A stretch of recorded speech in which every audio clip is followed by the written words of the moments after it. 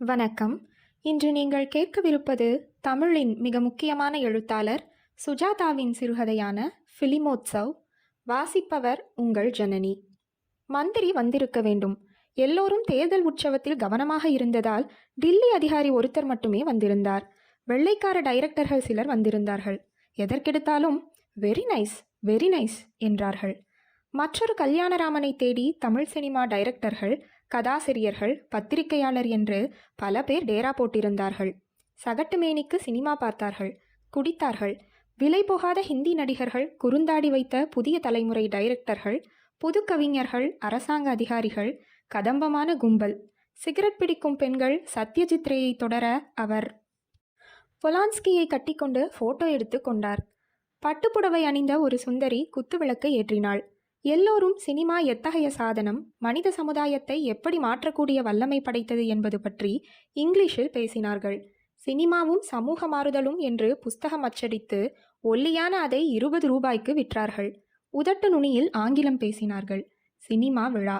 நம் கதை இவர்களை பற்றி அல்ல, ஒரு சாதாரண பெங்களூர் குடிமகனை பற்றியது. பெயர் நாராயணன். தொழில் யஷ்வந்த்புரத்து பிஸ்கட் ஃபேக்டரியில் பேக்கிங் செக்ஷனில் ஃபிலிம் விழாவுக்காக தேதி அறிவிக்கப்பட்ட அன்று அதிகாலையில் சென்று வரிசையில் நின்று தலா 11 ரூபாய்க்கு 7 டிக்கெட் அடங்கிய புத்தகம் ஒன்றை அடித்து பிடித்து வாங்கி வந்து விட்டான். கூட்டத்தை தடுக்க போலீஸ் மெலிதான லட்டி அடித்ததில் முட்டியில் வலி. இருந்தாலும் முழுசாக வெளியே வந்து விட்டான். டிக்கெட் கிட்டிவிட்டது. 7 படத்தில் ஒரு படமாவது நன்றாக இருக்காதா? நாராயணனின் அகராதியில் இந்த நன்றாக என்பதை விளக்க வேண்டும். நன்றாக என்றால் சென்சார் செய்யப்படாத, குறைந்தபட்சம் ஒரு கற்பழிப்பு காட்சியாவது இருக்கக்கூடிய படம். நாராயணனின் குறிக்கோள் நவீன சினிமாவின் மைல்கல்களை தரிசித்துவிட்டு விமர்சனம் செய்வதல்ல. அதற்கெல்லாம் பண்டிதர்கள் இருக்கிறார்கள். அவனை பொறுத்தவரை ஒரு பெண்ணாவது ஏதாவது ஒரு சமயம் உடையில்லாமல் 1-2 ஃப்ரேமாவது வரவேண்டும். அப்போதுதான் கொடுத்த காசு ஜீரணம். நாராயணனின் ஆசைகள் நாசூக்கானவை.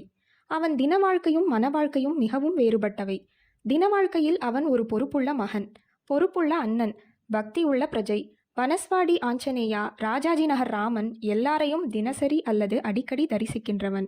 எவ்வித ஆஸ்திக சங்கத்துக்கும் பணம் தருவான். எந்த கோயில், எந்த மூலை குங்குமமும் அவன் நெற்றியில் இடம்பெறும். நாராயணனுக்கு திருமணமாவதற்கு சமீபத்தில் சந்தர்ப்பம் இல்லை.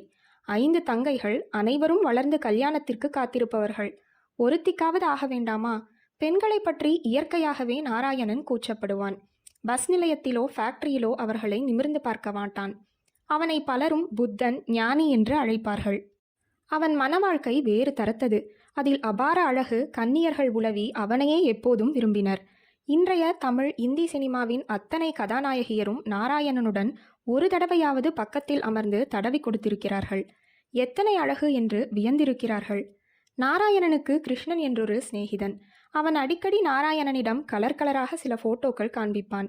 ஐரோப்பா தேசத்து நங்கைகள் வெட்கத்தை அறைக்கு வெளியில் கழற்றி வைத்துவிட்டு தத்தம் அந்தரங்கங்களை பற்றி சந்தேகத்துக்கு எவ்வித சந்தர்ப்பமும் தராமல் இதோ பார், இதை பார் என்று நாராயணனை பார்த்து சிரிக்கும் படங்கள். படங்களை விட அந்த புத்தகங்களில் வரும் விளம்பரங்கள், சாதனங்கள் நாராயணனை ரொம்ப வருத்தின.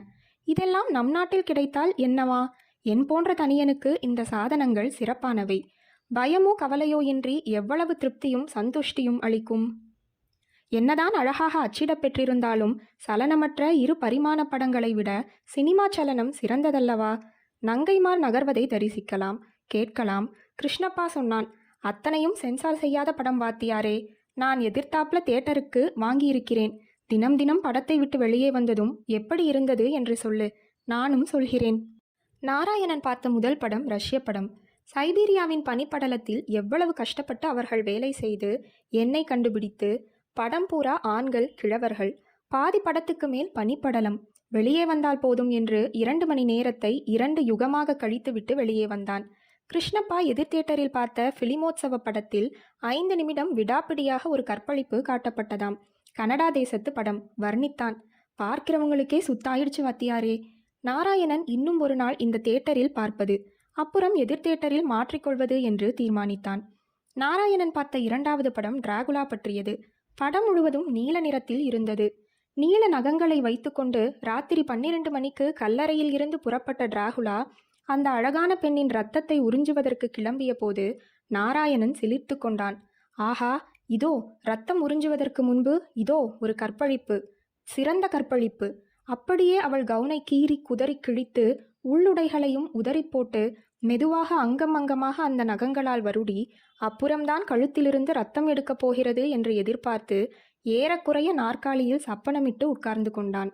அந்த பாழாப்போன பெண் டிராகுலா அருகில் வந்ததும் தன் கழுத்தில் சங்கிலியில் தொங்கும் சிலுவையை காண்பித்துவிட வந்தவன் வந்த காரியத்தை பூர்த்தி செய்யாமல், ஏன் ஆரம்பிக்க கூட இல்லாமல் பயந்து ஓடிப்போய் விடுகிறான். சட், என்ன கதை இது? நிச்சயம் இந்த தியேட்டரில் தேர்ந்தெடுக்கப்பட்டிருக்கும் சினிமா படங்கள் அத்தனையும் அடாஸ் என்று தீர்மானித்து வெளியே வர கிருஷ்ணப்பாவை சந்திக்க பயந்து வேகமாக பஸ் ஸ்டாண்டை நோக்கி ஓட கிருஷ்ணப்பா பிடித்து விட்டான். என்ன படம் வாத்தியாரே, டாப்பு. அப்பன் தன் பொண்ணை காணோம்னுட்டு தேடிக்கிட்டு போறான். அவ எங்க அகப்படுறா தெரியுமா? செக்ஸ் படங்கள் எடுக்கிறவங்க கிட்ட நடிச்சுட்டு இருக்கா. எல்லாத்தையும் காட்டிடுறான். கொட்டகையில சப்தமே இல்லை. பின் ட்ராப் சைலன்ஸ். கிருஷ்ணா, நாளைக்கு டிக்கெட் மாற்றிக்கிடலாம். நீ ஏன் தேட்டர்லையும் நான் உன் தேட்டர்லையும் பார்க்குறேன். நாளைக்கு மட்டும் கேட்காத வாத்தியாரே. நாளைக்கு என்ன படம் தெரியுமா? லவ் மெஷின், ஃப்ரெஞ்சு படம். நான் போயே ஆகணும்.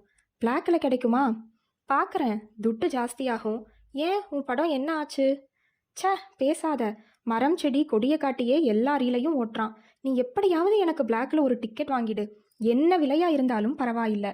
85 ரூபாய்க்கு ஒரு டிக்கெட் மிகுந்த சிரமத்துடன் கிடைத்ததாக வாங்கி வந்தான். கிருஷ்ணா, உன் டிக்கெட்டை கொடு என்றான்.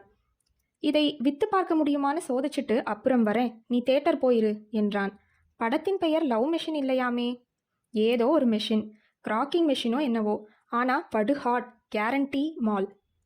நாராயணன் பார்த்த அந்த மெஷின் படம் செக்கோஸ்லோவக்கியா படம். நிஜமாகவே ஒரு புராதன சினிமா எந்திரத்தை பற்றியது. நடிகர்கள் கப்ராஸ் கப்ராஸ் என்று வேற்று மொழியில் பேசிக்கொண்டிருக்க படத்தின் அடியில் ஆங்கில எழுத்துக்கள் நடுங்கின. SSLC வரை படித்திருந்த நாராயணனின் இங்கிலீஷ் அவ்வளவு வேகமாக படிக்க வரவில்லை. 2 வார்த்தை படிப்பதற்குள் படக் படக்கென்று மாறியது. படத்தில் மிக அழகான 2 பெண்கள் இருந்தார்கள். 2 பேரும் ஏராளமாக கவுனணிந்து வந்தார்கள். கதாநாயகன் அண்ணனா அப்பனா காதலனா என்று தீர்மானிக்க முடியவில்லை. கவுன் போட்டிருந்த பெண்கள் சாஸ்திரத்துக்கு கூட அந்த கவுன்களை கழற்றவில்லை. இன்டர்வெல் வரை ஒரு பட்டன். படுக்கையில் அவர்கள் படுத்ததுமே கேமரா நகர்ந்து போய் தெரு, மண், மட்டை என்ற புறக்காட்சிகளில் வியாபித்தது. ஒரே ஒரு இடத்தில் சினிமாவுக்குள் சினிமாவாக பாரிஸ் நகரத்தின் ஈஃபில் டவர் முன் ஒரு பெண் தன் பாவாடையை கழற்றுவதாக ஒரு காட்சி வந்தது. அதாவது வர பார்த்தது. அதற்குள் கேமரா அவசரமாக அந்த காட்சியை பார்த்து கொண்டிருந்தவன் முகபாவங்களை காட்ட தலைப்பட்டது. வெளியே வந்தான். கிருஷ்ணப்பா நின்று கொண்டிருந்தான். என்ன பாத்தியா? படம் எப்படி? நீ பார்க்கல? நான் என் டிக்கெட் விற்கலாம்னு போனேன். யோசிச்சேன். இன்னைக்கு இங்கே தான் பார்க்கலாமேன்னு உன் டிக்கெட்டில் உள்ள நுழைஞ்சேன். கிடக்கட்டும், உன் படம் எப்படி? நாசமாய் போச்சு. ஒரு இழவும் இல்லை. படம் முழுக்க குதிரை வண்டி கட்டிக்கிட்டு ஒரு ஆள் பயோஸ்கோப் வச்சுக்கிட்டு ஊர் ஊரா போறான். நாராயணன் கிருஷ்ணப்பாவை சற்று தயக்கத்துடன் கேட்டான். உன் படம் எப்படி? செம்ம படம் வாத்தியாரே. நாராயணன் மௌனமானான். வேஸ்ட் ஆறதேன்னு உட்கார்ந்தேன். படு கிளாஸ். ஒரு முத்தம் கொடுக்கறான் பாரு, அப்படியே அவளை சாப்பிட்றான். ஆரஞ்சு பழம் உரிக்கிற மாதிரி உடுப்புகளை ஒவ்வொன்னா உருவி. கிருஷ்ணா, அப்புறம் பேசலாம். எனக்கு அர்ஜென்ட்டாக வேலை இருக்குது, வரேன் என்று விரைந்தான் நாராயணன். அவனுக்கு அழுகை வந்தது. கிருஷ்ணப்பா போன்ற எப்போதும் அதிர்ஷ்டக்காரர்களிடம் ஆத்திரம் வந்தது. நாளைக்கு எங்கே படம் பார்க்கிற சொல்லு என்று தூரத்தில் கிருஷ்ணப்பா கேட்டான். நாராயணன் பதில் சொல்லாமல் நடந்தான். ரப்பர் டயர் வைத்த வண்டியில் பெட்ரமாக்ஸ் அமைத்து எண்ணெய் கொதிக்க மிளகாய் பஜ்ஜி தத்தளிக்க பல பேர் தெருவில் சாப்பிட்டு கொண்டிருந்தார்கள். கண்ணாடி பெட்டிக்குள் பொம்மை நங்கைகளின் அத்தனை சேலைகளையும் உருவி தீர்க்க வேண்டும் போல ஆத்திரம் வந்தது. மெல்ல நடந்தான். இருட்டு ரேடியோ கடையை கடந்தான். டாக் ஆஃப் தி டவுன் என்கிற ரெஸ்டாரண்ட் வாசலில் ஒரு கூர்கா நிற்க 1-2 பேர் அங்கே விளம்பரத்துக்காக வைத்திருந்த போட்டோக்களை வேடிக்கை பார்த்து கொண்டிருந்தனர். இன்று 2 காட்சிகள். லிஸி, லவினா, மோனிகா, டிம்பிள் 4 அபூர்வ பெண்களின் நடனங்கள். மேற்படி நங்கைகள் இடுப்பில் மார்பில் சில சென்டிமீட்டர்களை மறைத்து சிரித்து கொண்டிருந்தார்கள். அந்த வாசல் இருட்டாக இருந்தது. வெற்றிலை பாக்கு போட்டு பதக் என்று துப்பிவிட்டு ஒருத்தன் உள்ளே செல்ல கதவு திறக்கப்பட்ட போது பெரிசாக சங்கீதம் கேட்டு அடங்கியது. உள்ளே செல்ல எத்தனை ரூபாயாகும் என்று யாரை கேட்பது என்று தயங்கினான். அந்த கூர்காவை பார்த்த மாதிரி இருந்தது. வீட்டில் வந்து அம்மாவிடம் சொல்லிவிடுவானோ? நடந்தான். சற்று தூரம் சென்றதும் தான் தன்னை ஒருவன் பின்தொடர்வதை உணர்ந்தான். முதலில் அவன் பேசுவது புரியவில்லை. பின்பு தெரிந்தது. Andhra, Tamil Nadu, Gujarat, Malayali girls sir. பக்கத்திலே தான் லாட்ஜ், நடந்தே போயிடலாம். நாராயணன் நின்று சுற்றுமுற்றும் பார்த்து எவ்வளவு என்றான். அவன் சொன்ன தொகை நாராயணனிடம் இருந்தது. பிராமின்ஸ் வேணும்னா பிராமின்ஸ், கிறிஸ்டியன்ஸ், முஸ்லிம், வாங்க சார். நாராயணன் யோசித்தான். நிஜம் சார், நிஜம், நிஜமான பெண்கள். நாராயணன் வேண்டாம்பா என்று விருட்டென்று நடந்து சென்றான். நீங்கள் கேட்ட சிறுகதை சுஜாதாவின் ஃபிலிமோத்சவ்.